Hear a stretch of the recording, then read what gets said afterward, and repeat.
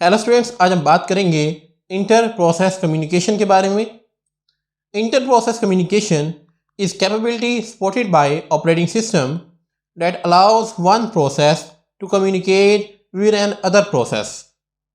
के operating system के अंदर इंटर प्रोसेस कम्युनिकेशन एक ऐसी कैपेबिलिटी है जिसके तहत हम मेमोरी के अंदर मल्टीपल प्रोसेस के दरमियान कम्युनिकेशन कर सकते हैं। आपके पास ये एक मेन मेमोरी है। इस मेन मेमोरी के अंदर आपके पास दो प्रोसेस हैं, एक प्रोसेस ए है और एक प्रोसेस बी है। अब ये दोनों प्रोसेस आपस में डाटा शेयर कर सकते हैं। इस चीज़ को हम कहते हैं इंटर प्रोसेस कम्युनिकेशन, कि प्रोसेस की आपस में कम्युनिकेशन क्या होती है। The process can be running at the same computer or on different computers connected through a network. ये प्रोसेस जो हैं ये एक कंप्यूटर के अंदर भी हो सकते हैं जो आपस में कम्युनिकेशन कर रहे हैं, या ऐसा भी हो सकता है कि एक प्रोसेस एक कंप्यूटर में हो और दूसरा दूसरे कंप्यूटर में हो और दोनों प्रोसेस आपस में कम्युनिकेट करना चाह रहे हों, तो ऐसा भी पॉसिबल है। IPC is required in all multi programming system. Inter process communication तमाम के तमाम मल्टी प्रोग्रामिंग सिस्टम के अंदर ज़रूरी है, but it is not generally supported by single processors operating systems such as DOS।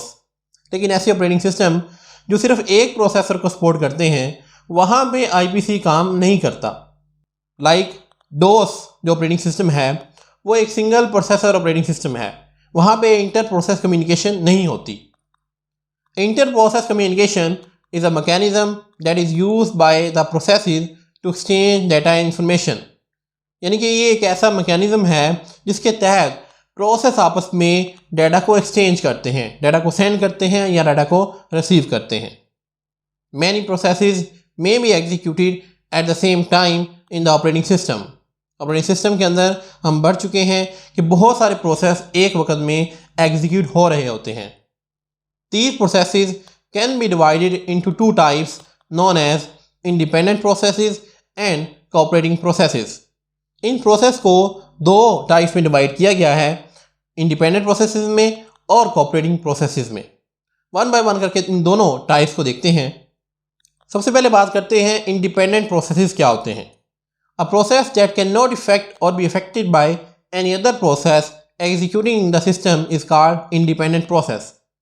ऐसा प्रोसेस जो दूसरे प्रोसेस से अफेक्ट नहीं होता, यानी कि उसका ताल्लुक किसी भी दूसरे प्रोसेस से नहीं है, उनको हम इंडिपेंडेंट प्रोसेस कहते हैं। An independent process does not share data with any other process.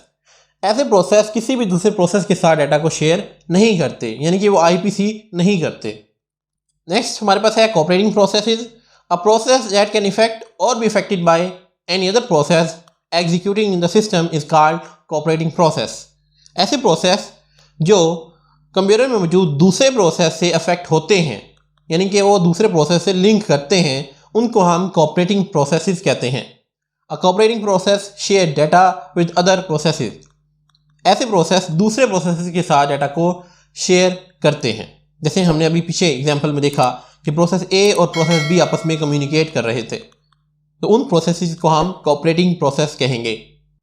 I hope अब क्लियर हो गया होगा कि इंटर प्रोसेस कम्युनिकेशन क्या होती है। आज के लिए इतना ही, मिलते हैं नेक्स्ट लेक्चर के अंदर। Thank you very much.